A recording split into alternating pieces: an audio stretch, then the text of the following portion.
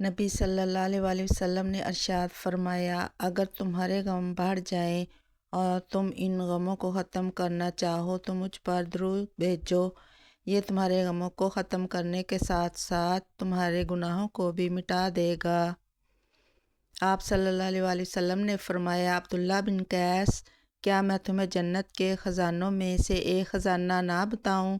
لا حول ولا قوۃ الا باللہ جنت کے خزانوں میں سے ایک خزانہ ہے۔ ترمذی حدیث نمبر 3374۔ حضرت عبداللہ بن بصر رضی اللہ عنہ سے روایت ہے، انہوں نے فرمایا، میں نے ایک بکری نبی صلی اللہ علیہ وسلم کی خدمت میں بدلے کے طور پر پیش کی۔